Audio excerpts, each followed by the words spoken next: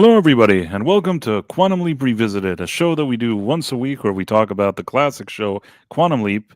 And today we're going to be doing our rankings as we've been doing the past few weeks, because as you know, we've watched all the episodes, but then we had the season 1 rankings, which were really interesting.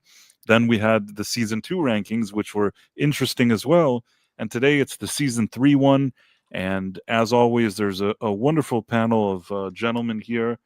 We have Script Doctor, who is a veteran screenwriter, has his own Patreon where he teaches screenwriting, has his own show called Scripts on Saturdays, where he goes over scripts that are being considered by Hollywood for a green light, and he analyzes them with a guest. And also we have Nick. Nick, of course, is a locksmith in his local town. He's also the minister in his local town, also a consultant to the sheriff and fire department, and he has a ranch where he raises goats, and he's an expert in science fiction. He's doing something very important. Just responding to text. Oh, Tex Rogers, of course. So yeah, I was just kidding, man. You could play with your phone all you want. It's totally fine. Well, I have gone and I've done quite a bit of prep for this, going through, making sure that I knew all of these. Well, we're very happy to be here. Script, are you? I think you're here. Yes, I'm here. I'm happy to be here as well. Things are slowing down, which is good because I'm going to have some free time, so I'm able to participate. And we're doing season 3, which is a full season. So let's. I'm excited to get to it. Yeah, season 3 is a good one. Season 3 is a good one. It is a good one. I was comparing it to season 2, and I think season 2 had or at least for me, a higher good consistency level, but season 3 had much higher high points. I can see that. There's just, I think, episodes in season 3 that are like peak series episodes. Yeah. And yeah, I did there's a tier list. Let me try to share it.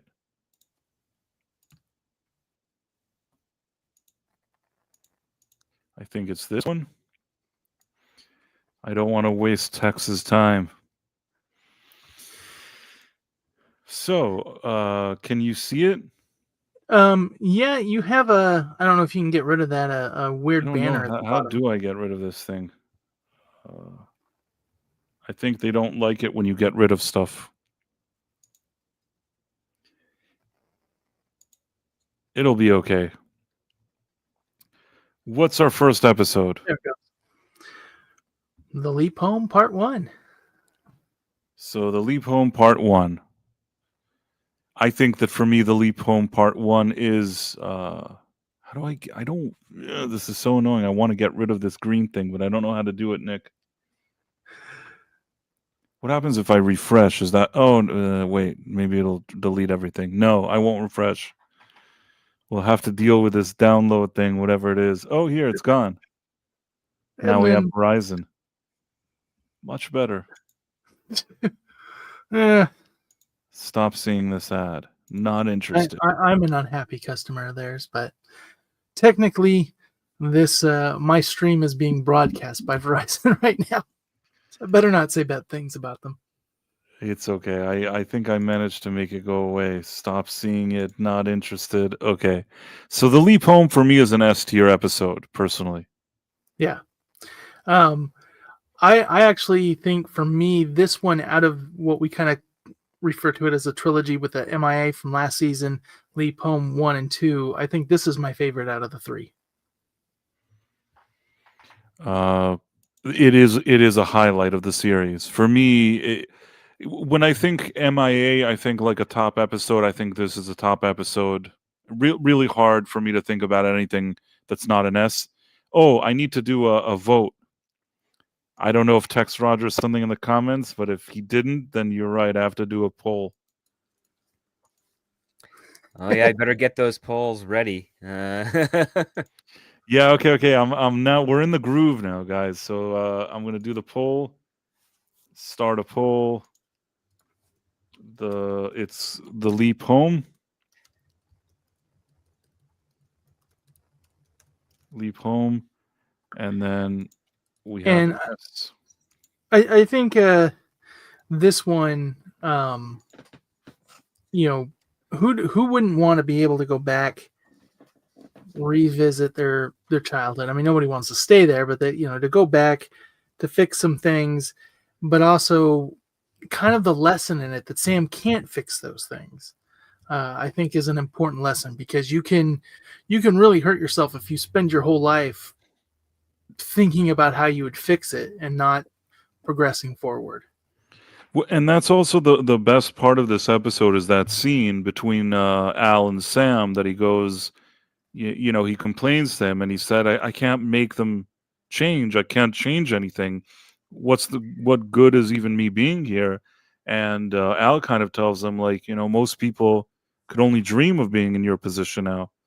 You get to spend this day with your family, and it's a very kind of moving scene that somehow manages to transcend your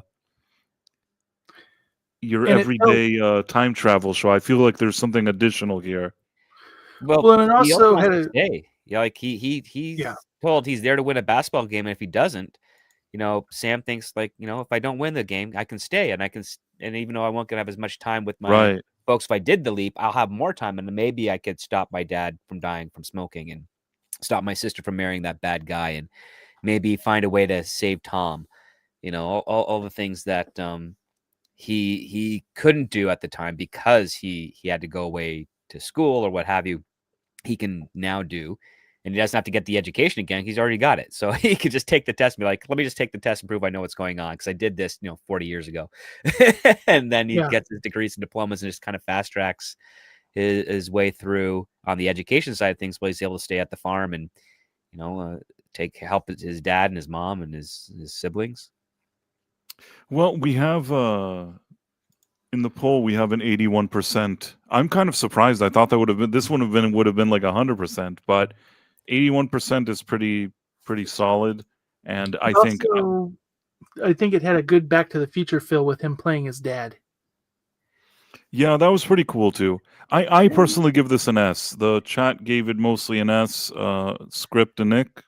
I give it an S, but I was not satisfied with Scott Bakula playing his dad. I think the guy who played him in the pilot should have been defined. It's just a headache in production.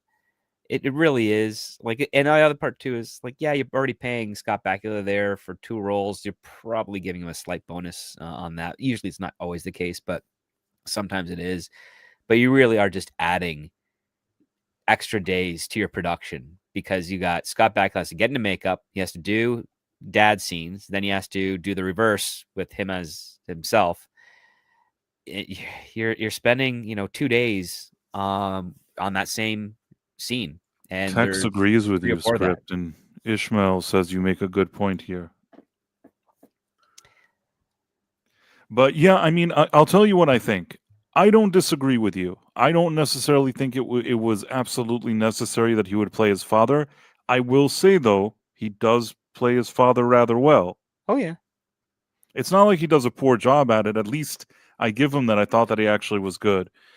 And this has some excellent Al talking, because especially that the emotion of the scene at the end when he's asking Sam if he did it, if he saved his brother, and Al's kind of pausing for him to leap, just with his face is saying it all, but trying not to tell him.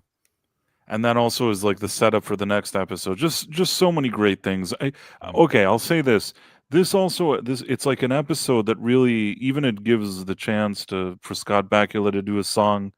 I feel like it's an episode that really wants to play to Scott Bakula's strengths, maybe to a fault, like Script was saying, that they didn't necessarily need him to play his father. But at the same time, for me, this is still peak Quantum Leap, and I would say it's an S. Script, in spite of his kind of complaints, I think he'd still give it an S. No, I give it an S because there's nothing wrong with the performance. It's just production-wise, speed. I mean, that first actor in the pilot who played his dad, there was nothing wrong with him either. Nothing wrong with him. Julia Evans. We talked about it when we did the stream, that this is less than this is like 2 or 3 years after Back to the Future 2 came out. So this is kind of right at that time. They wanted to do that. Yeah, they wanted to show that they can do it. Matthew McGee, the scene where he's having Thanksgiving dinner with his family always pulls at my heart now that my mom and dad are both gone. Yeah, I see what you mean. I'm sorry, by the way, Matthew. So I guess we would say we would say that this one's an S. That's a fair assessment. Yeah. I am sure Roe would give it an S too. So, and yeah, I think so too. Sean. Next, we have the Leap Home Part 2, Vietnam, or however you want to call it. Also a very solid episode for me, but let's throw it in the poll. You guys can do a little talking. Script, how do you feel about Vietnam? In general? No, the episode. The episode, I think, is a great one. I like, it's got a bittersweet aspect to it because, for starters, Sam's able to be there to save his brother, but he's just a hair shy away from rescuing Al early. Because he was part of the Viet Cong that was dragging Al to his his imprisonment essentially, and their mission was to try and rescue him, and they weren't able to pull that off. But the trade-off is that Tom and that platoon survive the war and make it back home, and then of course the photojournalist who, that actress, gorgeous actress, Tia Carrera. No, Andrea Thompson. Oh, why did I think Tia Carrera is in this episode? Well, she's in this. She's also gorgeous. But Andrea Thompson was the photojournalist there.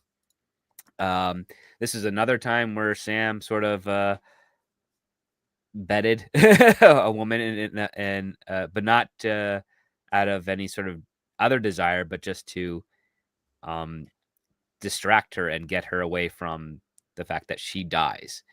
And I like the twist how one of the photos that she takes, she wins an award for, and Sam and Al both are like, yeah, that's probably because she makes it back to do this, so it's okay to bring her along. And then something happens, and you find out that she won it posthumously because she tripped a mine.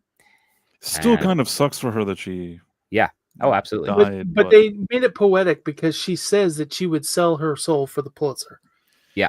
Yeah, but you still could have asked her if that meant she meant it literally, really. It's she's not there to enjoy her Pulitzer, but she gets rewarded at the end because she sees who she took the picture of, and then she sees Al as the hologram. Yeah.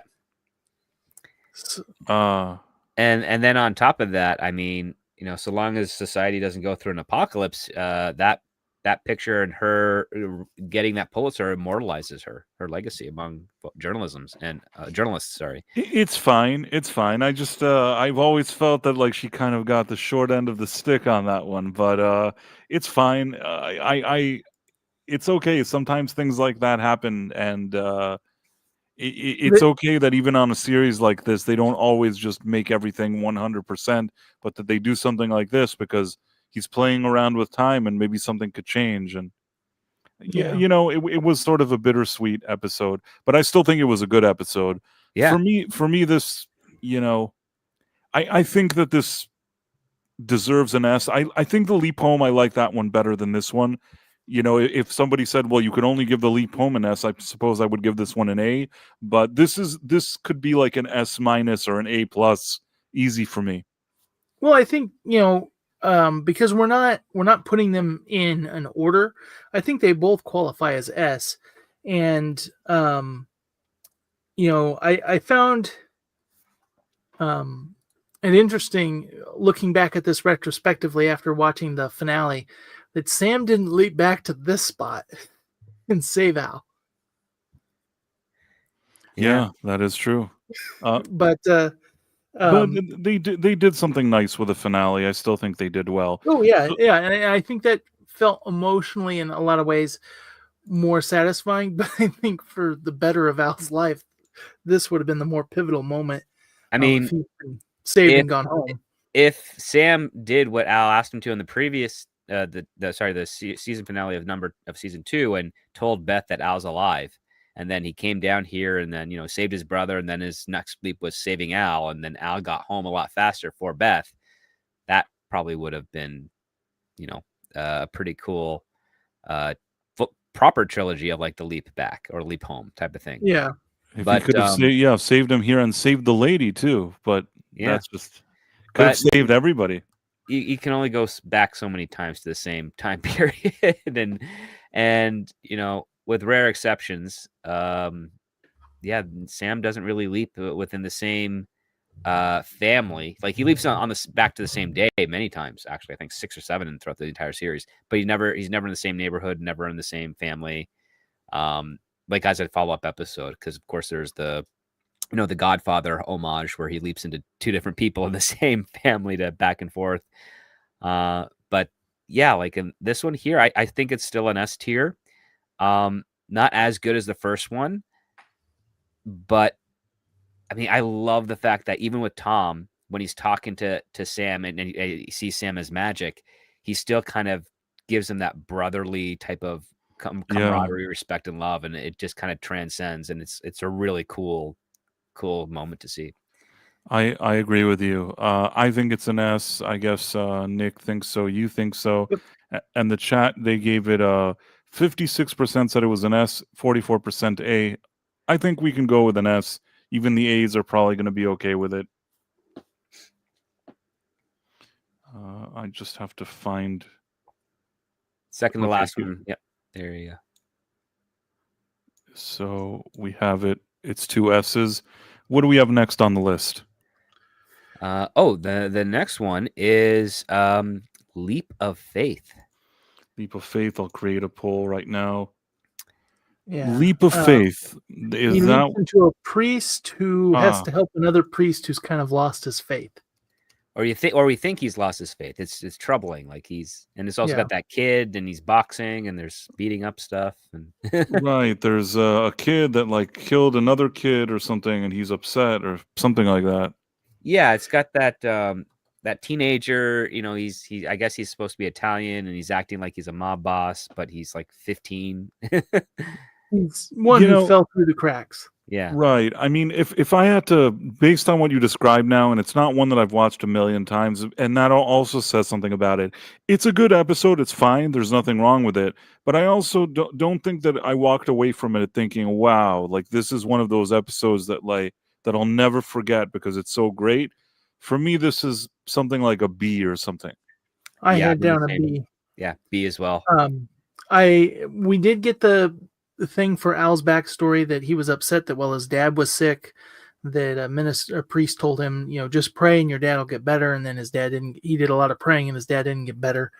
And that's something as a minister rubs me the wrong way. I hate when priests, ministers, whatever, do that.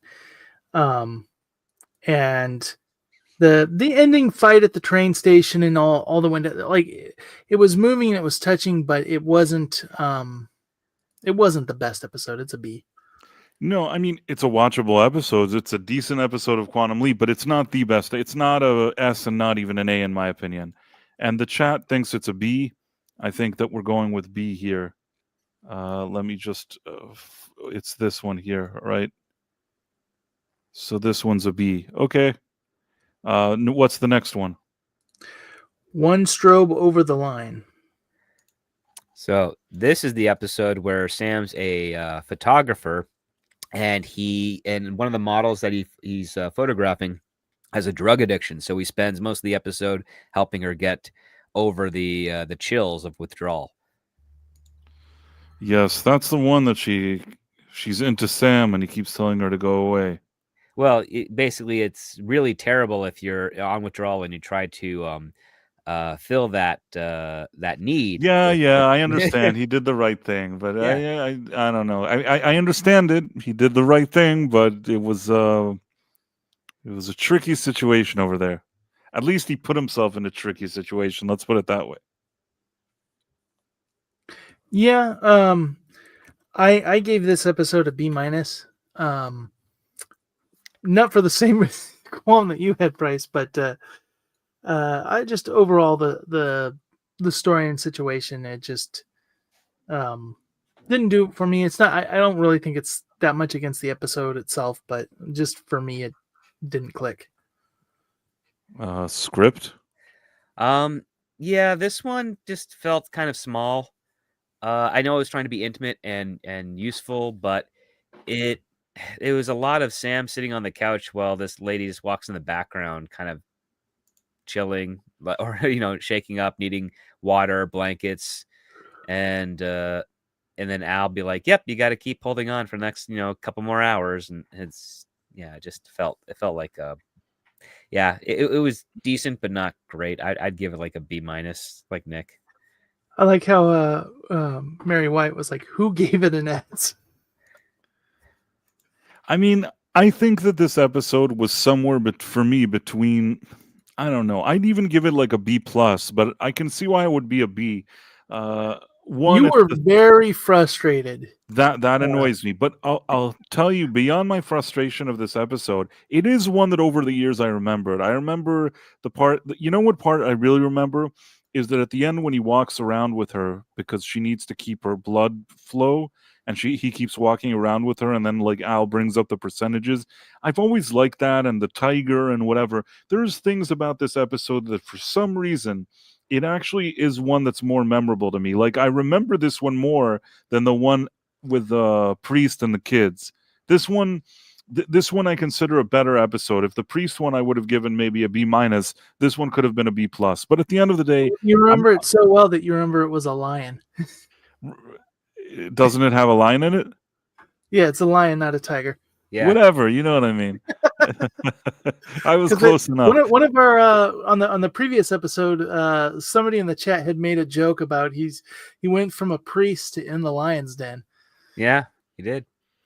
Well, in any case, I think that based on what the chat is saying, what you guys are saying, and even I can accept it, it'll be a B. Although, like I said, the other B I would have given a B-. This one may be a B+, but a B is a B.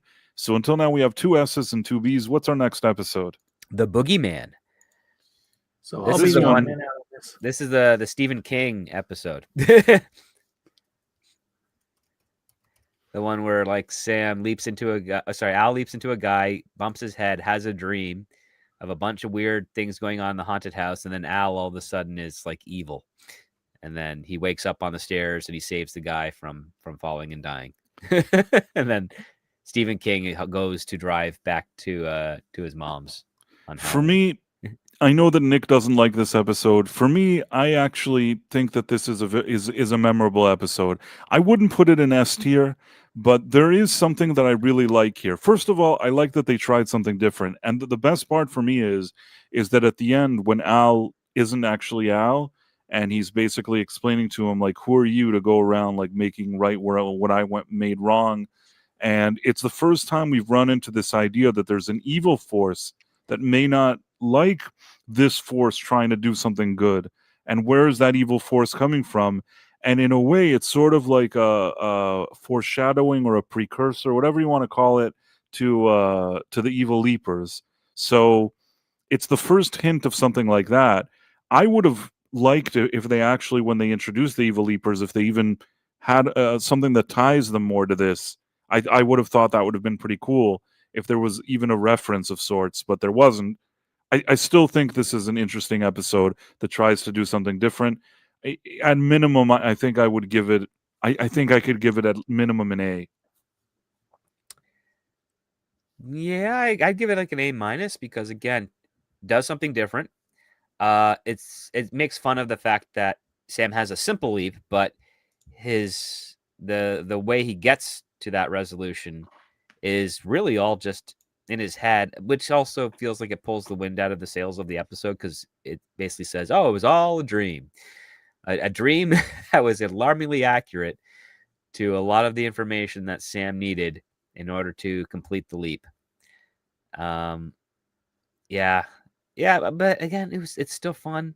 And Dean Stockwell's performance when he makes that turn was really good, like just top tier. So yeah, Dean Stockwell was great in this one. I like that they were doing something different. I really enjoy that, and it is a memorable one. for me. Nick, I don't even Um, know if you got through this one. Have you? So, before I say my piece, I'm gonna mention here. Sean didn't give us a list to go off of this week. I forgot to ask him a couple of days in advance, but Sean really likes this episode. This is one of his favorites, so I'm assuming he would have given it an S. Ro also seemed positive when you did the stream. I've listened to the stream. I didn't make it through the whole episode, so I excused myself from the stream on this one. I give it a D- on what I saw. I have listened to your guys' discussion of it, and I did read the Wikipedia synopsis, or not Wikipedia, the fan Quantum Leap wiki. So I know what the ending is, but though all being a dream kind of makes me think of the Halloween Family Matters possessed doll episode. This is my second most disliked episode in the whole series. I can't really get into your mind. I don't understand why it would be. I think this episode is good, but I have to respect your opinion. But I know I am against the grain here with everybody else. So this between what I know script is, what I am, what I know Ro is, what I know Sean is, and what I know the chat is, I think that if I did sort of a balance here, I don't think it would be less than A. Like, I think that at minimum this thing's an A episode. I don't know if we'd all get on board with an S here, but I think that A, even the chat, there was like 20. It wasn't like a convincing S, even though they did make it an S. It's a three-way tie, it looks like. Oh wow, it's a three-way tie. Three-way tie for SBC and 19% A. Wow, that's a strange one. This is strange almost as the episode itself. I think that an A is fair. I think that basically on this panel, I can understand it's sort of like an A minus, I guess, but still an A minus is an A, and I feel comfortable giving it an A. Script, do you think that's fair? Yeah, I mean, I don't know, like 8% shy, but it's a three-way tie. But also Sean really likes this one too. So yeah, I think maybe it's reasonable to say like an A. I think an A is fine. And I know I'm going against the grain. I'm just happy it's not in the S tier. I understand. It's an A. I think that's fine. What's the next one we have? Miss Deep South. Miss Deep South. So this is where you have that creepy photographer that tries to get women and these contestants to pose nude so he can sell the photos to like the dirty magazines. Although he's promising these women, fame and everything because he's a very famous photographer that can get them into other publications, but not really the adult ones. And Sam has to stop him from doing that and stop the innocent young lady from agreeing to do that. But she does it, and then he gets the film and exposes this whole thing that this photographer has been doing for like many, many years. This one was directed by Christopher T. Welch. Yep. Who was kind enough to make some appearances on this stream. And I think we were all very, very kind while he was here. he was here in this episode, right? Yes. But you know how both you, Price, and Ro make comments about how you feel uneasy when Sam is in a dress? Yes. And some of those episodes when he's in a woman, I actually rank pretty high. I think the story is good, and even in like the one where he is kind of dealing with sexism in the workplace, it's still tasteful. In this episode, they put him in some outfits that are not tasteful. But we had that's why I some thought it was ladies in our funny. chat liked it. That's why I thought it was funny, because this one went more for the laughs. I remember the reason why this one, because it's what you're saying, it's a bit more over the top. I remember watching this as a kid and then even later and having kind of a chuckle, because this is one that everybody understands. There's something funny about it. It's almost like a comedy. The other cases where it's like some woman that was attacked and things like that, it's a lot more serious. Because this is not serious, there's something about this one that I felt, there's a lighthearted thing. Also, they do the lighthearted thing with Sam being a woman and all this kind of ridiculous competition to kind of counterbalance the more serious, I guess, story with the girl that's taken advantage of. I personally like this episode. It's not just because he was here, because Christopher T. Welch, the director, was here. I actually genuinely did like the episode. Now, is it like an S tier one for me, like The Leap Home? It's not an S tier, but I do like the episode. I could easily just something like an A minus B plus, something like that. So something in that territory. I could easily see it. Script, how did you feel about this one? I felt this one had a lot of heart to it, and I did like the ending a lot. How everyone stood up to the photographer finally and exposed what he was doing and why it was wrong. Yeah, I don't know if I'd give it an A, but it's like a high B. I felt the same way. Like I said, B plus, A minus, something in that territory. Like if it's I could see this getting a high B as well. Nick, you seem to not like it. What would you give it? C minus. D minus? No, C minus. C minus. Okay. Yep.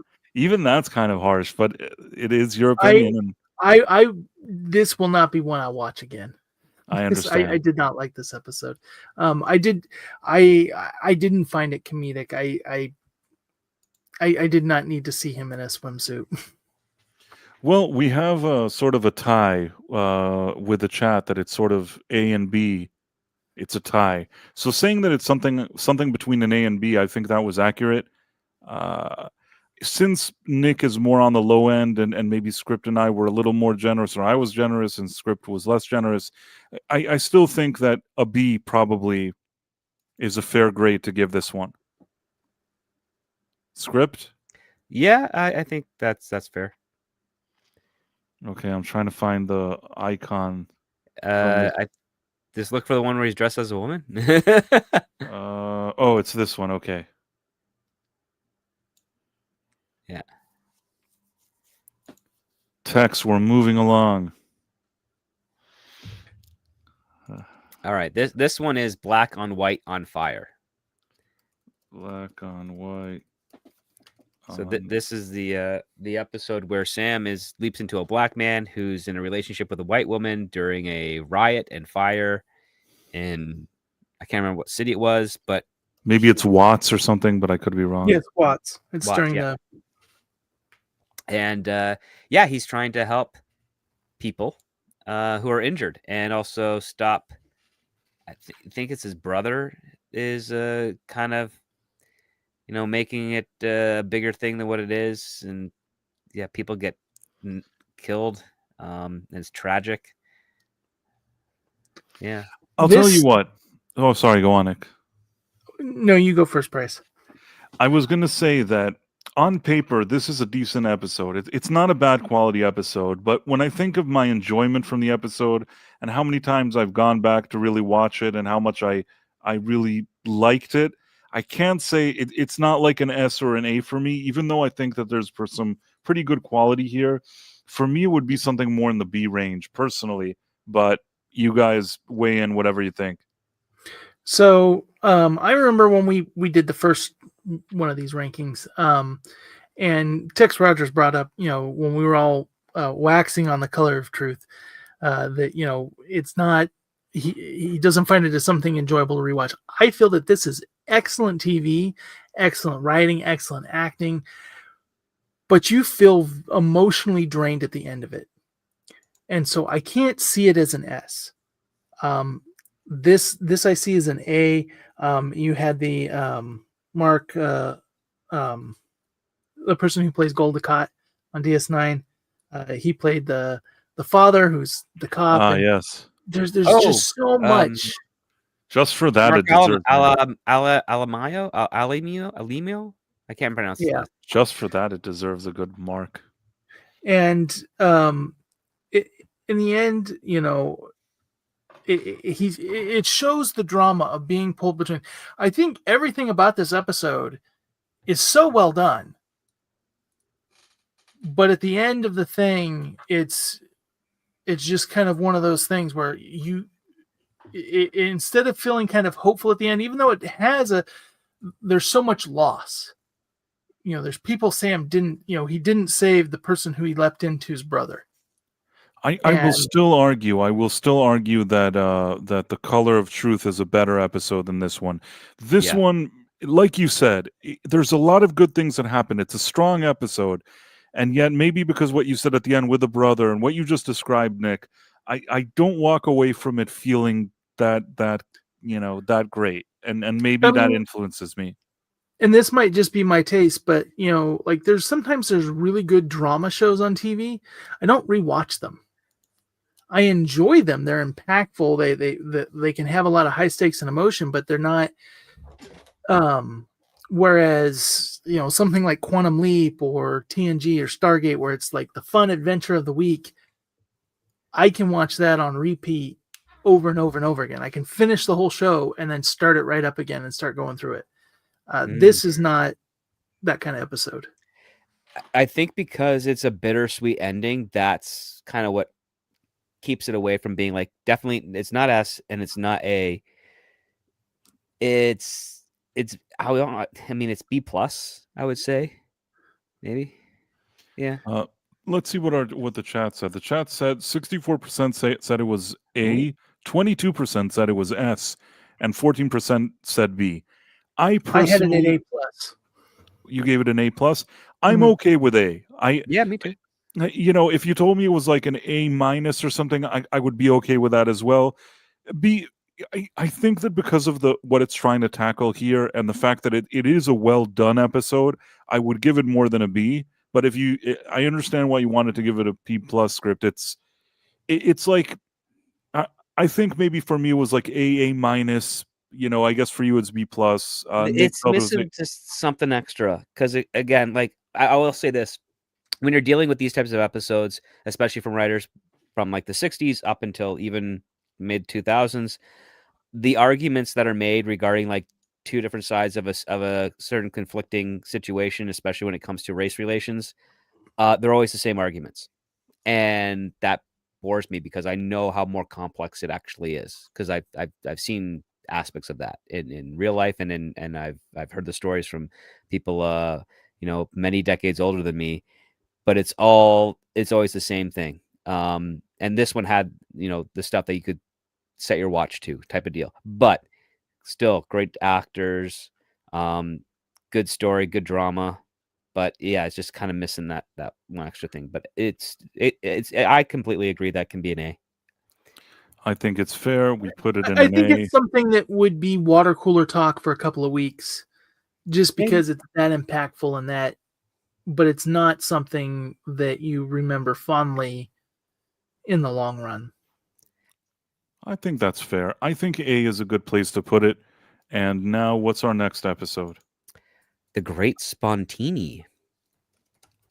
I like this episode.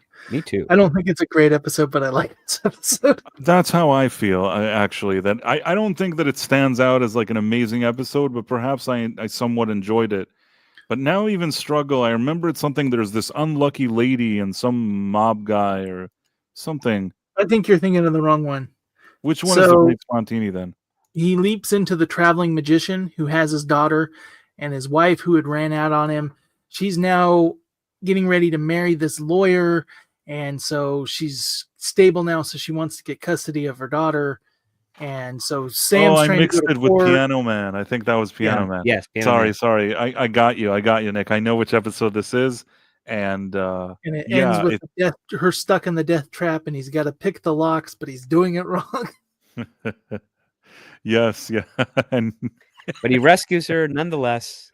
He rescues her. Yeah, no. The one thing I remember about this episode that I liked was that Sam insists at the end that even though he's like, Ziggy says this, he's like, no, I'm bringing them back together. And then like Sam brings the husband and wife back together, and then he leaps. Yep. Like he insists that they're getting back together, and then he somehow pulls it off. I kind of like that his like he insists on it, and in spite of all the odds. It's not just that, but Sam has this big heart where he believes in true love. And if he gets the sense that it's there, he'll push it forward. I also like that this exposes, although, you know, there are reasons why Sam's or his character's parenting isn't the greatest. There is a thing, moms have an advantage, and I get why when it comes to custody battles, but she left. She abandoned the daughter. Yep. And then now that she's got her life on track, she's going to court and she has the upper hand. And my uncle experienced that. His wife left him, moved to another state, got married, and then only after she remarried, got stabled.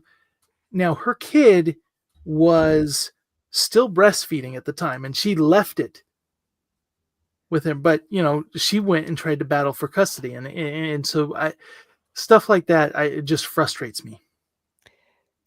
Yeah, it doesn't take into the account of the actual choices made. I mean, the same deal applies. Like, for instance, you could have a woman can take her child away from a father. It doesn't matter what type of situation the home is, if it's harmless or not. They can take it away. She can take her kid away. And if the husband wants to report that to the police as like a kidnapping, they don't acknowledge it. But the opposite could happen where, let's say the father takes the kid and he's taking it from an abusive woman. Well, then guess what? He's automatically charged with a kidnapping, for kidnapping because the mother is missing her child, even though the mother may have been abusive to it. So, like, there's definitely no balance between mother and father when it comes to their children. There's always a lean to the mother's side, and it completely obfuscates the blind justice aspect things of the law. Because it shouldn't matter the gender of the parent. It should matter like who is serving the best interest for the child to make sure they have the best shot growing up. and my uncle was kind of in a similar thing because she left him with 4 kids, and he was working, but he wasn't making good pay. And so when she remarried, she got kind of to a guy who had a lot of money, and so that's why he was in danger of losing him, because at that point she could provide better, but she just up and left. She decided she didn't want to deal with the stress of kids and all that, and the fact that wasn't really taken into account really did a number on the family. Yeah. So Mary 2.0 says, "Sweet episode, just not A tier, not quite A tier," and I agree with her, and other people agree with her. Marlo Sharendorf also had a good comment. Mrs. Doubtfire, liar. It's nice when the family gets back together. I agree. What I was going to say was that the chat, they gave it, the poll gave it like 72% gave it a B. I think that B is a fair grade. It's a solid B. It's a solid B. I would have even given it maybe a B plus, but I think it's a B. I don't have an issue with B, guys. No, neither do I. I think B is fine. Okay, perfect. So I think it's this one. Now we're on to Rebel Without a Clue. Yes. So we're here. We have this one. Is it Rebel Without a Clue? Yeah. I know for a fact Ro at the time said this was his least liked episode yet. I also know that Sean missed this stream, and it is also one of Sean's favorites. So I think they cancel each other out. It's one for some reason that I remember it. I don't know if it's good or not. I just know that it's sort of memorable. It's not an S tier for me. What'd you say? Yeah. This one has Diedrich Bader in it, right? If I'm not mistaken, who's the alcoholic. And then you've got his girl, who is a talented artist. You've got the owner of the shop in the middle of nowhere, who's holding on to his son's bike, who was lost in Vietnam. Yeah. Everything around the owner of the shop. Of course, I like that actor from the Drew Carey Show, and I thought he did a really good job playing who he was. And being kind of the good until he wasn't. It reminded me of some of the people I met through my father-in-law after he went through his midlife crisis and joined Hellbent, but which is a subchapter of Hell's Angels. So, but it wasn't. I gave it a B-. B-. Okay. Script. What do you give it? Yeah, I also give this a B-. I think B- is fair. B-. I could see myself giving that. You said Sean and Ro kind of cancel each other out. Yeah, Sean loves this because Sean's into motorcycles. That's something he shares with his dad. So the fact that they're in the motorcycle game, the thing that really irritated me with this episode was the focus on this guy that had written the philosophy, which I believe he's a real character. Jack Kerouac. They just wanted to show that they brought a celebrity. It was kind of weird. But like, Sam felt that the only way he could save her was to convince this guy to come tell this young girl that his whole philosophy that he's bases his books off are wrong.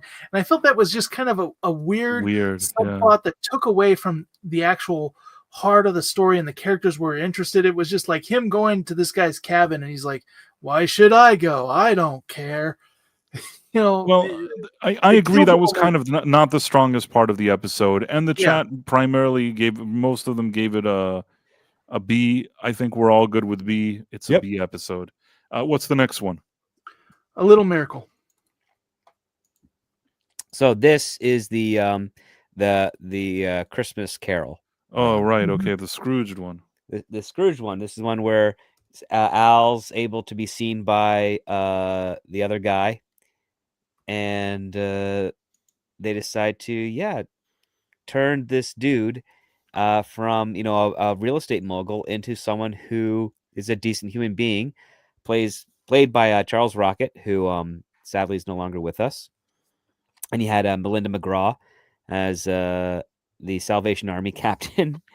And it was a really sweet kind of meet cute back and forth story, and I like the fact that it does follow the Christmas Carol formula, and it makes it work pretty well. And it's a pretty fun and solid episode.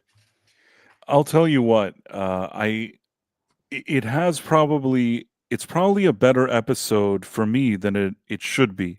Meaning, there's nothing spectacular about it, but for some reason, I like it. There's an extra authentic aspect to it because we as an audience have the dramatic irony of knowing that Sam and Al are from the future or are present. So when they try to tell Charles Rocket's character that these things are going to happen and they show that they're happening, they're showing them real footage. Like they're not fabricating anything. So it feels more authentic than, compared to like the Christmas Carol where the Ghost of Christmas Future is saying a possible future. Like Al and Sam are saying, no, this happens to you because you go in this direction. It's very well done. It's very well done. It's like I wouldn't have thought that this would work so well, but it actually does work well. And it's an episode that I remember and I like it. And it's one that I would even rewatch. So given all of that, I am cool with this for me being like an A. Yes, I agree. So for me, I would be the Grinch of the group here normally because I think the Christmas Carol has been done to death. I'm not super into the holiday spirit of that. And we did talk a little bit about how, the fact that they're like, we got a Christmas Carol, like they were very talking about that. Like they're taking a movie plot or play plot, like, and applying it to real life, but and hoping for the same effect.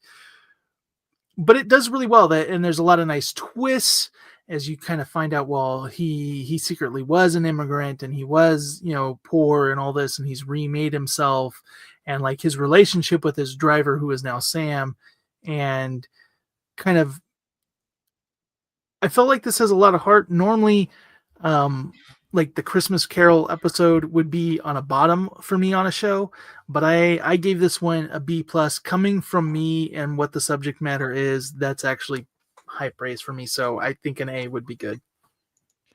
That's cool. And let's see what the chat said. Yes, she was the captain of the local Salvation Army, and she was trying to save the mission because he was going to tear the building down. The chat has given this 64% has given it an A. So I think this is an A personally. And I have a feeling that Sean and Ro would like this one as well. Yes, they did. So I'm going to give it an A. Now, Runaway. Runaway. Okay. Let me start the poll. Is that the one where the woman disappears, but she's like a feminist or something?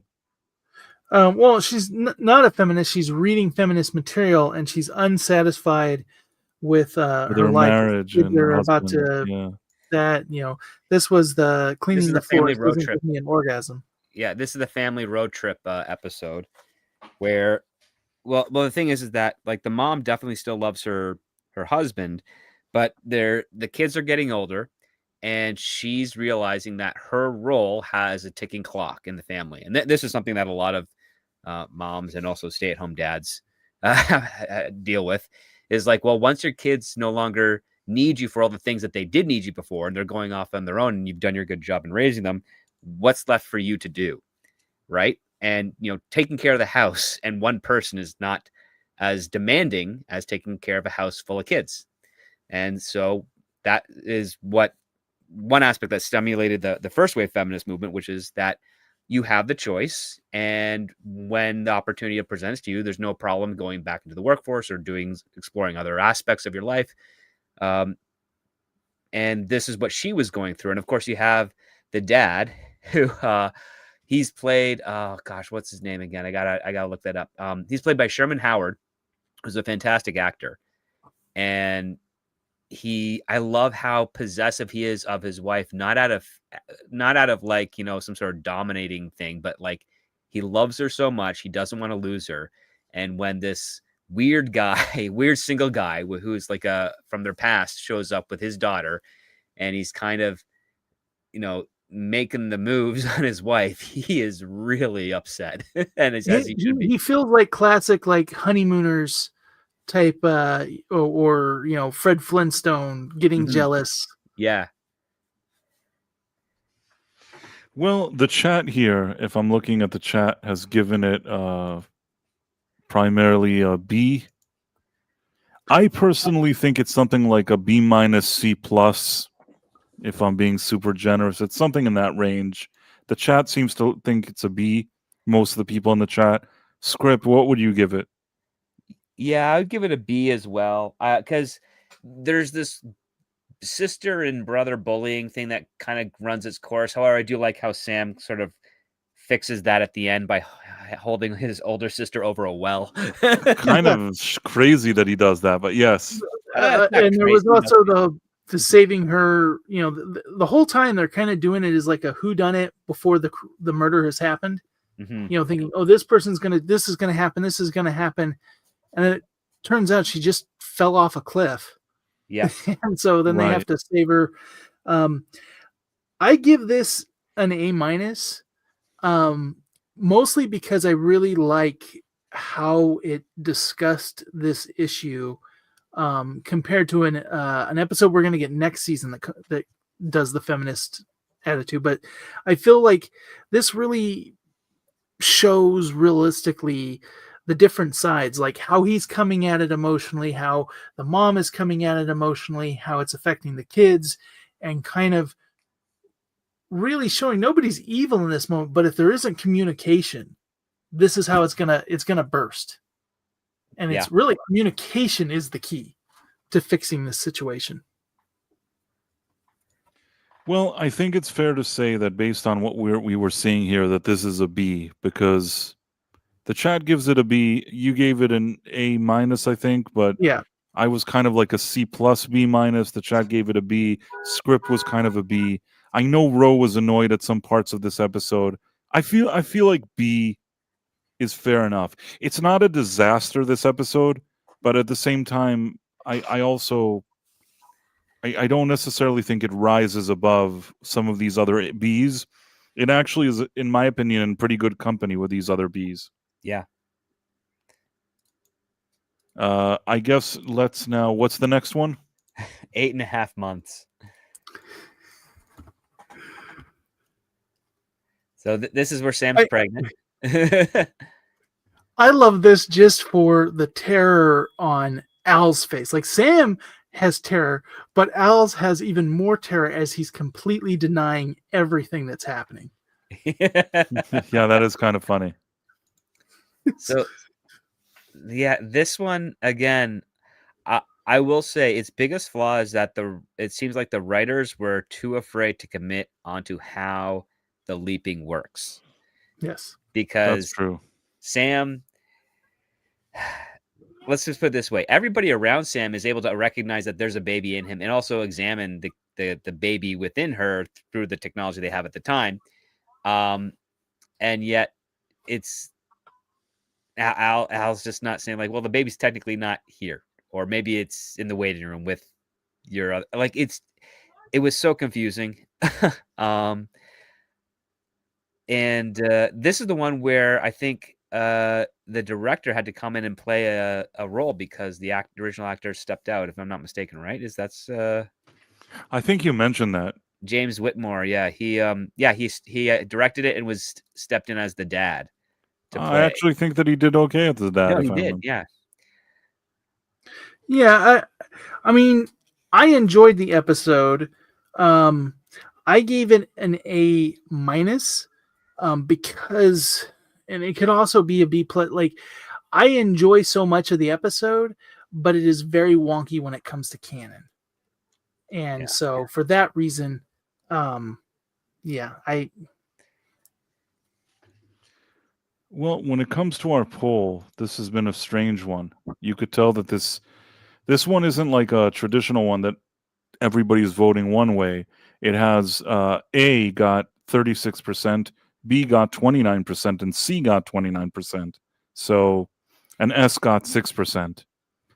So kind of all over the place. I mean, technically the win is the A, but the fact that B and C are very close with 29% each means that it's not necessarily a consensus episode. Is Scribe Light here? I see somebody said, "Hey, happy Halloween, Scribe Light." Nice to see you. So, yeah, I think this one. What do we do with this one? Nick gave it an A-. Script, what do you give it? I would give it a B+. I'm more in B territory myself, but then at the same time, people actually gave it technically the majority an A. There were even a few S that gave it. There were people that gave it B. There were people that gave it C. Well, one person gave it an S because at 14 votes, if you got 6%, that's just one person. Yeah. Okay. So all right. Fair enough. I think it'd be fair, like for the chat, like this could be A because I don't think yours and mine. Well, I feel like this is it's funny, but it's canon breaking, and it's also if you're someone who doesn't like him leaping into a woman giving birth could be even, I could see how this would be polarizing. You either for me really this is a B, but I understand that there's a lot of people that like it. I agree with you, Nick. It could be polarizing. For me, this is like a B episode. I didn't hate it, but it's a B episode. But Tex says he would have given it a D if that was an option. We have 6% D on that. So Tex cancels out the S. Let's think now. C, B, and A. It's something. It would probably be like an A-, B+, but I don't know. I guess I guess A. Yeah. A. Yeah. It's like a begrudging A, but I'll give it an A. The best part of this show is, and I'm forgiving of certain episodes if the banter between Al and Sam is really good, and the banter in this one is like at some of its peak for me. Yes, there's some good banter here. I'll give you that. It's fine. We'll put it in A. I'm not excited, but I'll do it. What's the next one? Future Boy. Oh, that one's a good one. Come on, that's easy. That's S. Right, exactly. We can do the poll, but I mean it's S. Future Boy's a good one. I mean, he reads the letter from Little Sam Beckett. You've got Richard Hurd. It is a good one. It is a good one. For me, I think it's an S, and the I- people in the chat are I say you already. could make a case that this is the best episode in the whole show. We had a guest here. We had Jill, who I think that she knew that we were doing this stream, and she told me she wanted to be there for Future Boy because, like, she liked that episode. So Yes, it's that yes. kind of episode. And it was funny. We just had, our first time having not a guest from the show, but a female co-host. Wasn't one of the times he was a female. She really loved this episode. It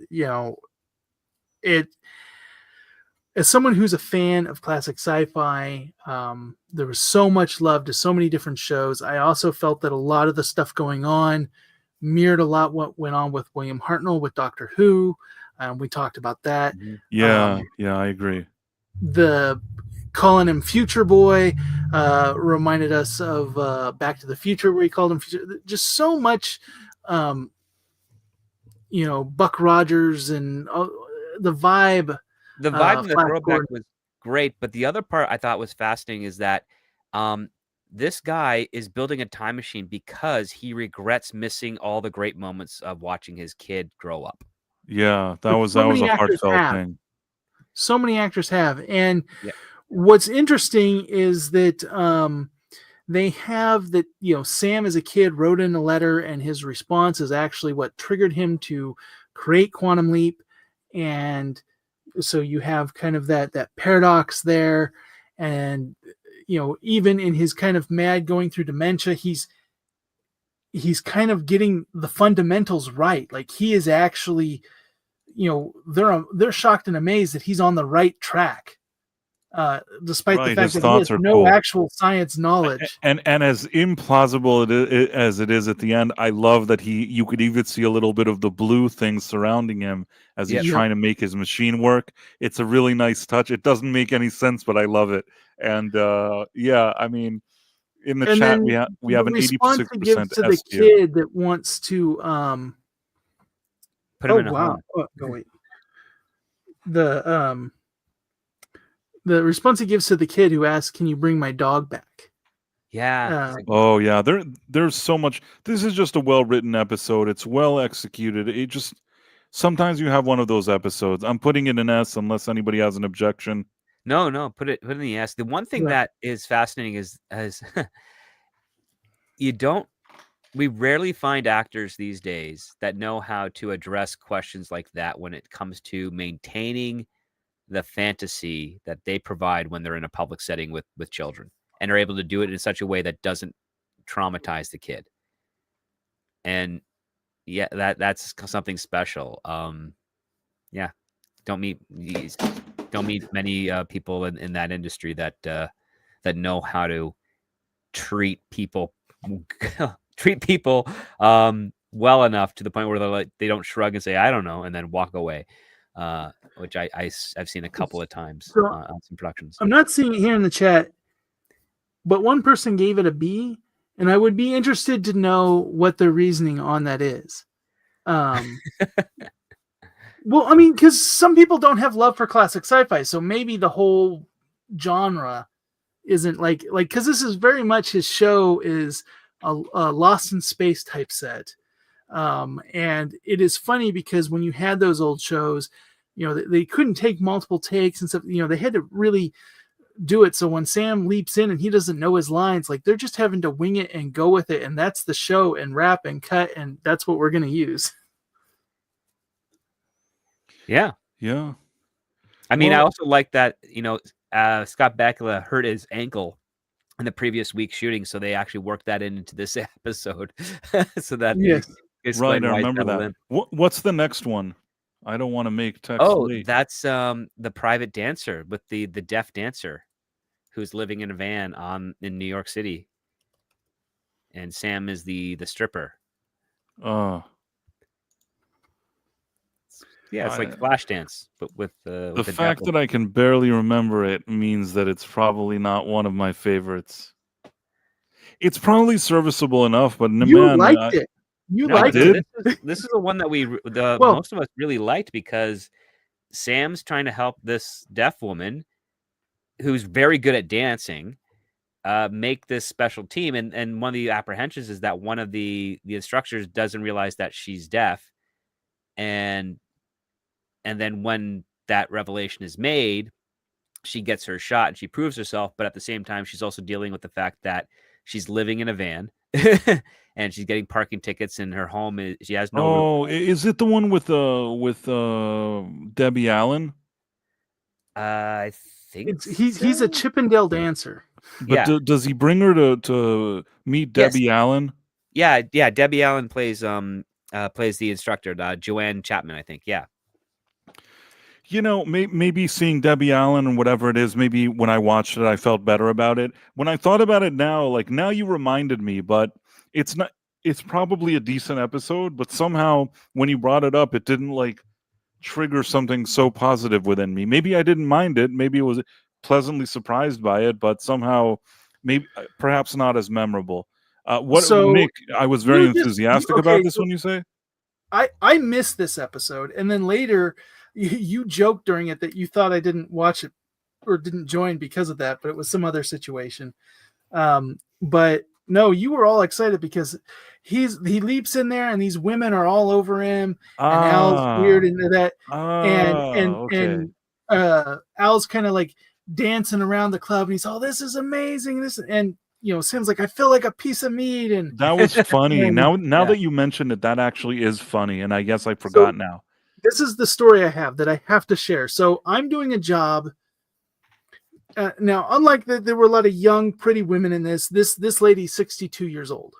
Okay. And I've dealt with her before. She tries to play a Blanche. She tries to flirt with you to get a discount. And so for like the fourth time, she's lost the key to her Honda. I'm making it, and she like comes up behind me. Are you going to be able to do it? And she's rubbing on me. I'm like, get back. I'm very serious with her, but I'm listening to this podcast while I'm doing this job. And you're doing the voices of Al. It's like, come on, Sam, just get with it. Enjoy it. Everybody else would love to be a something sandwich or. And she's doing that to me, and I'm being exactly like Sam is like, get back. I'm not comfortable with this. And your voice is doing that in my ear. And I just started busting up laughing. And this lady was like, what's funny? And I couldn't. I had to excuse myself. Did you explain to her that you're listening to Quantum Leap Revisited, or this was too much to explain to her? Too much to explain. No. Too much to explain. I get it. It is funny, though. It is funny that you find yourself in strange situations doing replays of Quantum Leap Revisited while you're on the job. This is totally bonkers. Just like it was like it hit the perfect moment. She was doing that, and I had to yell at her to back off. And then your voice is like, Sam, just enjoy it. I initially, I was going to give this like a B+ or something, but if you say that I liked it, I guess it's an A. And the people in the audience here, they gave it an A as well. The 57%. I give it a C+. It was a good story, but the whole dancer thing, not my scene. Script, what would you give it? I enjoyed the episode. It was fun. It had its peak moments. It had a compelling moment too. I think an A. I'm with the chat on this one. An A. I always find it funny how listening back and hearing everybody's opinions fresh off of watching it versus over time, because there was one in last season, the one where they're doing the Don Quixote. At that time, Script said that it was the best one up to then, and then I think we all gave it a B last week. Yeah, and because I was the odd man out. Everybody was loving on that episode, and I was like the odd man out that week of like, I'm not really into this. And then when we did the stream, gave it a B, I was like, I was shocked. What's the next one we have? Piano Man. That was the one with the unlucky lady. Yes. And the bombs and someone going after her. It was like, ask her what happened to her last boyfriend. Ask her about the husband before that. And what about the one before that? And it was like they all how died many are there? in such weird ways. So I'm trying to think for a second. I remember this is the one where he's at a piano bar, but then the second she arrives, things are blown up.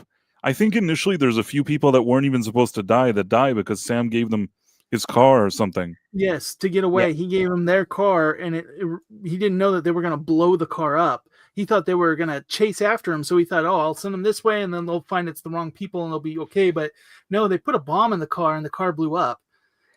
And then that's the one where we find out that the girl who's klutzy, her boyfriend is actually working with the mob, and that's why right. Yeah, I the one remember boyfriend now. that didn't die. I remember having an issue with this episode that he just didn't even think about the fact that some people have died that wouldn't have died. I don't know now. I think But we she brought had it a up during problem the with it. stream too. And instead of having kind of that emotional impact, instead they're like at a diner, and he starts playing the piano, and everybody's Right, having they're like joy. singing like Great But the Balls of biggest Fire thing- or something. Yeah. The biggest thing that upset me was actually at a certain point, Sam is like, they get in an argument, and Sam just tells her to go off on her own. And that leads to you're right. Al's like, oh, she's gonna die now. And so then he's got to like hotwire a car, go after them, and all that. But like the fact that like he loses his temper and is willing, and she loses it, and he's like, yeah, fine, go. When they have people trying to catch them in that car and kill them, the fact that he did that, like, just so bad. I enjoyed this episode up until that moment. Yeah. Marla Sherendorf says that the song Somewhere he wrote it. I recall something like that. This wasn't one of those cases where they're like, hey, Scott Bakula likes to sing, let's just throw him some bones here, let him do some singing. I don't mind his singing or whatever it is, but I will say that I don't know if you listened to the stream and I sounded excited there. I think that this isn't one of my favorites. I don't think it's like terrible, but I don't think I could give it more than a B. Like, I think if I was generous, I'd be giving it a B, maybe even a B minus. I give it a C plus. It would have probably been a B or B plus, but that whole, like, the fact that Sam completely failed at that when it's his response, like, that really irritated me. Script, what would you give it? I'd give it a C as well, because I felt his response to that car bomb, the fact that Al wasn't there to tell him that was going to happen because they hadn't found him yet. We should have had at least a good beat of Sam trying to reconcile with that decision. You know what? I think that if I'm the deciding vote, I think that this one deserves to be a C. Now we have the chat giving it like a 50%. We have some 29% in the chat giving it a C. It's somewhere like in the C plus B minus range. I'm trying to think what to do. I wish for you rewatched. How did Ro and Sean feel about this one, Nick? We all nitpicked this episode a lot. Okay. So we nitpicked it a lot. We also talked about the highlights a lot. So it was kind of, we were all mixed on it. I think that, it may be controversial, but I think this one is a C. One could make the argument because 50% of the chat said it was, but 14% said it was an A. There's even 7% S. This one's is really difficult for me. What do I do? It's either a C plus or a B minus. It's really just one of those. Well, if it's going to be a C plus or B minus, that puts it into C. Yeah. All right. I guess we'll leave it at C. I don't know if I'm doing justice to the chat, but I feel like as the panel, we didn't really like this one. I feel like we all pretty much thought it was something like that. It's funny because I would have given it a B minus if I was in a good mood, but the vote went B. But I think after our discussion, like, a whole lot of people are going C in the chat. So I don't know if we swayed people or. I mean, 29% wanted it a C anyways. It's not that nobody thought it was a C. But Tex Roger says B, but it's okay. People seem okay. They seem flexible Same on with it. Ron. We'll give it a C. And then what's the next one? Southern Comfort. This Anyone is the one guess where what I there's feel about this? So this is the brothel, but one of the women there is actually not a prostitute. She is hiding from her husband, who's abusive and who I think ends up killing her. Not too long I ago. feel like we were a bit nitpicky with that one, but I don't remember now. Like, I think that prior to us revisiting it, I remembered it as a decent, like, playful episode. But then I think when I watched it, I wasn't as excited. I don't know why. I was just like, I don't remember. In Nick, much like the guests who, in fact, you were surprised that I showed up this one. It's on this one that you thought that I didn't come to the previous one because of this, and so you were surprised that I actually showed up for this one. But because of the subject matter, most of you were frustrated a little bit, just like everybody that was showing up to the house looking for girls to entertain, and no entertaining was being done. But it was really weird that this lady is like on the verge of becoming his wife. It almost had like a Hugh Hefner vibe of like, this woman has been with him, a good portion of her life. She's getting older, and he's stringing along that he's gonna marry her at some point, and she's got her niece there, and she's like freaked out that if he finds out that the niece is there, he's gonna kick them out of the house.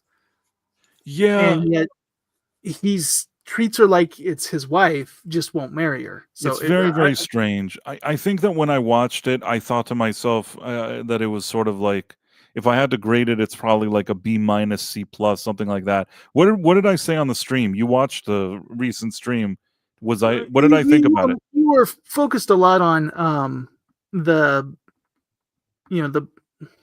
or for lack of a better term, the blue balling, that the fact that no special time was going on with all these men that were showing up hoping for it, and that it would have been odd. It would have been odd that they could continue to function without providing the service. Yeah, and because it was real awkward because he's supposed to be the brothel owner, right? It was weird promoting it, and he's like trying to prevent that from happening because it offends his personal moral code, and the stuff with the abusive husband.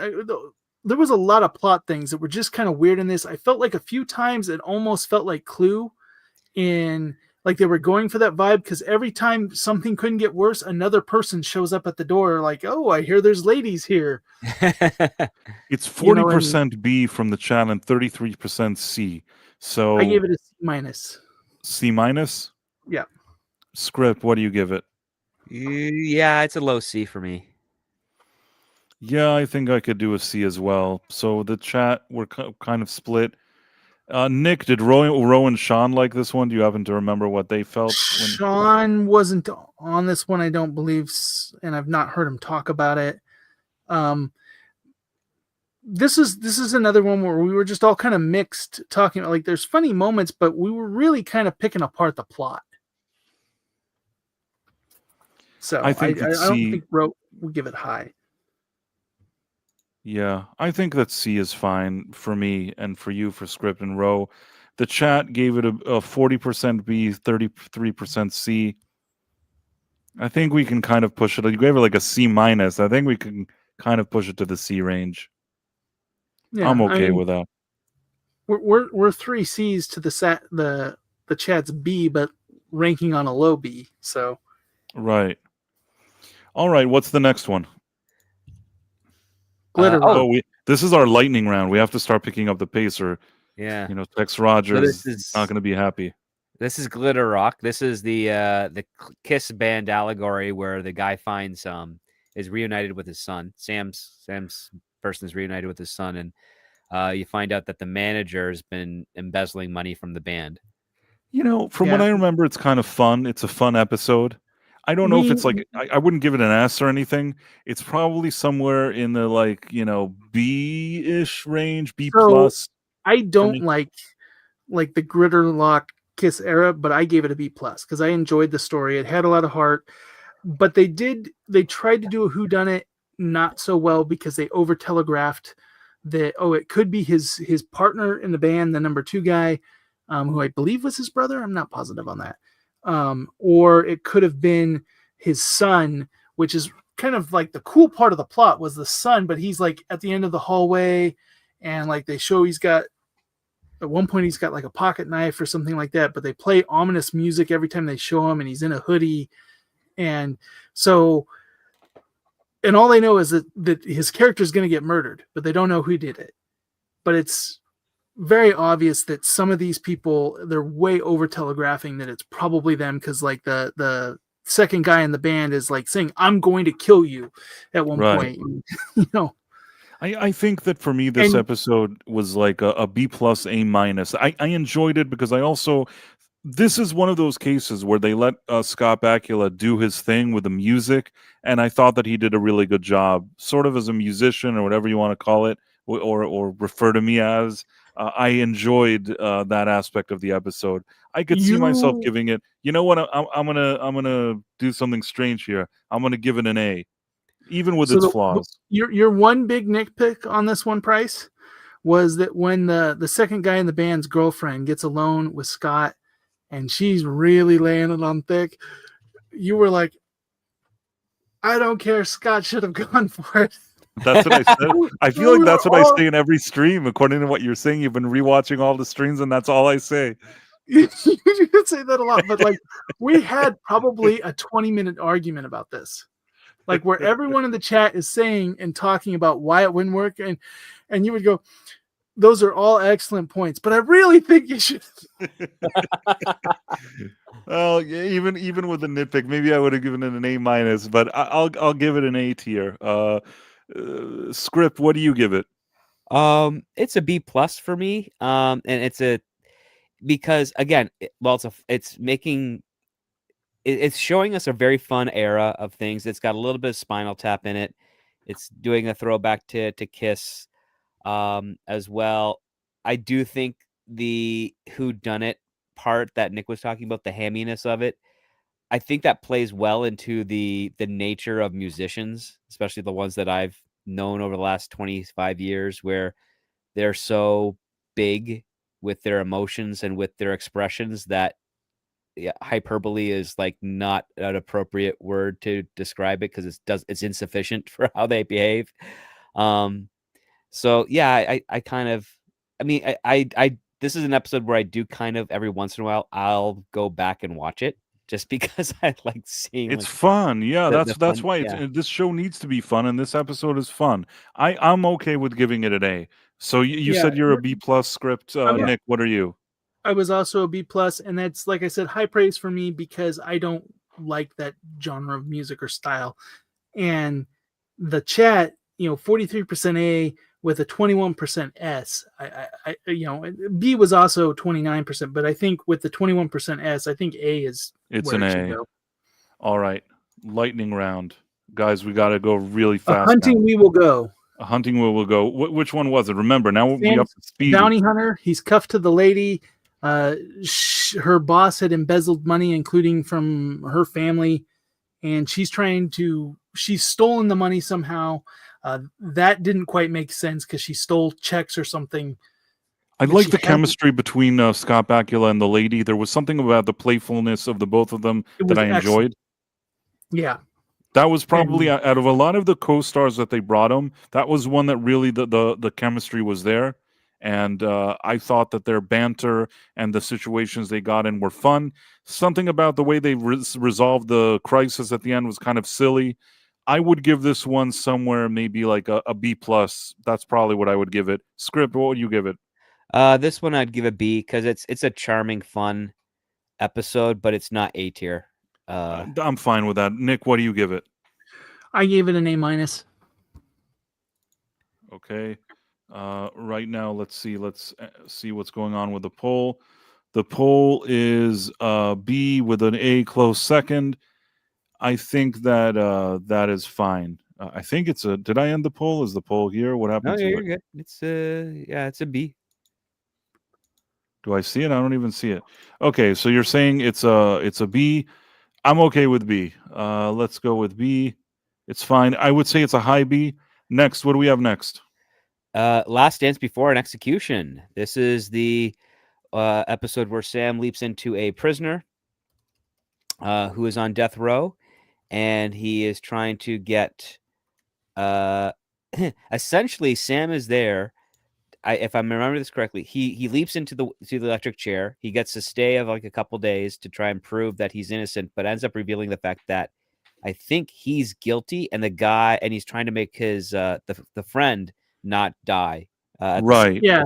So two people have been accused of the crime as doing it together, but realistically, only he did it. Right, but there was something that the lady came to visit him in jail, and the other guy Yes. didn't know. There were she's things the here. district attorney's office. Yeah. Yeah, there were things here about the writing that I remember were flimsy. Mhm. It's not the worst episode I've ever seen, but I think that it had some issues. I probably would have given it like a B- or something. I gave it an A-. It was real, like the drama kind of going into it, the stakes, and then the big twist in the end that he's not guilty. But you were right, we did nitpick a lot about how could her boss not know that she's going in and visiting him? How can everybody not know that she's the prosecution, not the defense? And saying the lawyer, but she'll get fired if her boss finds out. Yeah, a lot of it was a big twist when Sam realizes I actually did do it, but the other guy was going to get killed too, and he was going to get killed over stealing $8. Is this the one with the little girl that she saw the bullet? Yes, in the church. I kind of like that. I did like that idea. Me too. Personally, for me, I'm okay if this is a B. The chat gave it an A. What do you guys give it? Nick, what do you give it? It's an A-. Yeah, it's an A- for me. All right. Well, I think that A is fair then, along with the chat. I think that's fair. And Heart of a Champion is next. Heart of a Champion. This is the wrestling one. Yeah. Yep. And it felt like a carbon copy of the trapeze one. Yep. Because it kind of is. It's the same situation, a family member who's trying to do this event, but he's going to die from it. So Sam has to step in and try to prevent it from happening. I like this one better than I like it. I think it was a bit better than the trapeze one. I don't remember what we gave the trapeze one. More technically better, but I just could not hear that girl say, "I want to do the triple." Yeah, we didn't have the reputation of the triple in this version of the episode. But this one for me, it's a solid C. It's nothing. But I could see why people might give it a B, especially if you're into wrestling. I'm not into wrestling. It wasn't anything special, but it wasn't bad. But it also felt like a repeat. I'm going to give this poll another 20-30 seconds if you haven't voted yet. Tex is bottom 5. Tex must not like wrestling. I think I remember that. Well, I think that I'm going to end the poll. Let's see what we got. We got Heart of a Champion, C 50%, B 43%. I think that's kind of representative of what this is. But you guys, what did you give it, Nick? You gave it a C? C. Script, what did you give it? I also gave it a C. Yes, I think C is fair enough. I think it was like a C plus or something, but it's fine. I think that C is fine. Also, keep in mind in a season like this, there's so many just decent episodes here that even the C isn't the worst thing that ever happened. But what's the next one? Oh, Nuclear this one Family. Nuclear Family. The nuclear bunker.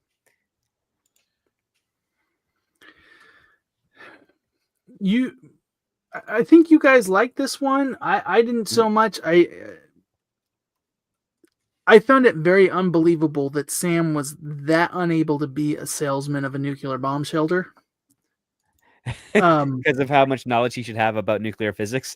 Well, it was just funny. Like the first time, okay, yeah, he was put on the spot. He doesn't know anything. He hasn't and he's looking at the brochure. But then they have him later, after he's had days of like, this is assignment, Al is telling him, you got to do this, you got to do this.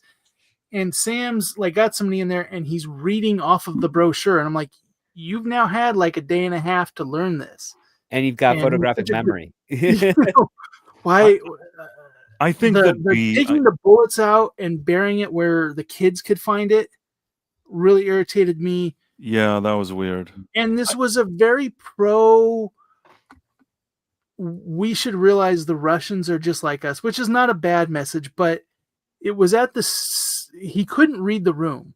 Like, instead of reassuring the kids, oh, it's going to be okay. Like, we were talking about how he could have said, our military is good. We're going to be safe. Yes, it is but we're going to be safe. But instead he's like, no, the Russians are just as worried as us, and they don't want to bomb us any more than we want to bomb them. Right. I think we talked about it on the stream. For me, I would probably give this one like a B-. What would you guys give it? I would say, because it was I enjoy the episode, but the back and forth, the mixed aspect of it, with Sam's not able to really like sell the nuclear stuff, then his arguing with his brother, and then his failure with trying to like mitigate with the kids. It just did not feel. It didn't feel like a Sam who has been a mother and has been a father to a number of kids prior, was actually utilizing that knowledge, that experience to help with his niece and nephew in this context with that. And the other part too, this is the one thing that always bothers me when other writers do stories about this nature, is that they generalize the politics in with the population at a time when the population was directly against the policy of the politics. Like, especially during the Cold War, there were so many people in Russia that were not happy with anything that was happening politically. And then there's also a lot of people in the United States who are also terribly not happy with what was going on politically. And this message here is basically trying to say, like, Sam's like, it's their government and their people don't want to bomb us, just like our government, our people don't. It's like, no, we do know for a fact there are members in both governments that wanted to blow the other one up. That's why we got to that situation. That's why that fear persisted. That part always bugs me at that point. So your grade being? My grade would probably be like a C+ for me. I was a straight C. The chat gave it a 54%. The winner is the 54% for B. I personally, I could see this as like a B-, C+, B-. You guys gave it a C. Kind of struggling. I don't really know what to do with it. It could have been a good episode. Like the subject matter, the time period, the whole bomb shelter gimmick, all of that's fun. But Sam just was failing so hard, and I don't like to see Sam fail. I'll give it a C. It's not one that I revisit often. I think maybe it could have been like if it was just me, I could have given it like a B- or something. But if you guys didn't like it, and I don't necessarily think that Ro and Sean liked it, so I'll go with a C, even though the chat is pulling more for the B. What's the next one? That's the last episode of the season, the shock treatment. Oh, shock theater. Okay, shock theater. Yeah. So this is the One Flew Over the Cuckoo's Nest type of thing, where Sam has been electroshocked, and now he is bouncing between all the various personalities that he had shared with across the last 3 seasons, of his leaps. Oh, and this also has the terrible rap that Al does. Yes, it has a terrible rap that Al does. We established that crazy people can see Al. Well, this one we're going to have to go quickly. I personally, this is a very memorable episode for me. I don't dislike it. I think that Scott Bakula gives a really good performance here. I like things that they introduce us to, like Verbena Beeks. It's the first time we see her. At the same time, I would stop short maybe of saying this is like an S tier, but I would probably give this like an A tier, just in terms of that we're so in suspense, not knowing what's going to happen with Sam, and just the way the episode ends. I really like that. There are some things here that are weird. I mean, the fact that the doctor, she's like, just give him the same electricity you gave him last time. She's like, fine. And it's like, well, I don't know. That was kind of weird. And the rapping thing. I mean, I still look at that fondly, but the Al rapping was kind of strange. I don't know. So Overall, it's a him getting swing, though. to have It's the a multiple swing. It's an personalities. episode where they took a swing, and I didn't mind the swing. I think I could go with an A. I would maybe give it an A minus. What do you guys think? So based on our discussion that we had, I think everybody probably was talking like in an A. I was the odd man out that didn't like it that much, but it was mostly because I was disappointed because I had started putting, after the last 2 seasons, kind of these finales, beginnings being such high notes. I felt this fell flat for me, and I gave it a B minus. I felt like the wonkiness of the science fiction explanation was weird. However, the getting to revisit some of the past people, the desperation as he's starting to lose connection with Al. But to me, this almost, as a season ender, it was not great for me. But in other ways, it is a good episode. So we're running out of time. Script, what do you give it? A minus. Yeah. I'm okay, like A minus A. The chat gave it an A. I think Ro liked this one. I think Sean liked it. Mhm. I'm going to give it an A. And this is our tier list, which is nice. I'll Good, have 3 S's for this season. That's pretty darn good. Yeah. pretty good, yeah, and a lot of A's. You won't see all these A's in every season. Not when we get to like season 5. Now, quickly, Mary more White, B's did than you happen C's to than do a last list season. of people that were here? Mm-hmm. I don't know if she did it. I think that she disappeared. In any case, we have to quickly. We have very little time, so I'm just going to say as quick as I can. If I forget somebody, I'm sorry. Was there a list? Yep, it just here, popped shout up. outs. Part 1. Caleb Levine, Julie Evans, Tex Rogers, Matthew McGee, Ron Donofero, Murr Oxtra, Marlo Sherndorf, Michelle Ferry, Matthew Marcillo. Is there part 2? Ishmael, Ghost Fixer, Kit Kat, The Dead Man, Tomahawk 511, Malachi D. Wildman, Adam Gray, Super Mario Brothers 3, Scribelight, Tracy Alexander. And then I guess I'm trying to find what's the link. I want to put the link to whatever you did, Nick. Oh, yeah, I can do that. You have the ability to share a link? Oh, I don't. You know what? It probably will block me if I do it. Sorry. Okay, so let me do it. I'm gonna share. I'm copying, and I am pasting here. This Saturday, I'm gonna be also on Scripts channel, and we're gonna be doing Scripts on Saturday, Which is also kind of a time travel themed story called Bo Knows Infinity. So yeah, we're gonna do all of that, and it's been such a pleasure hanging out with everybody. Thank you guys. Thank you, Script. Thank you, Nick, for hanging out. And I guess we'll see you all here next week for the season 4 ranking. All right. Bye. All right, thank you, everyone. Bye. Thanks. I'm such an awesome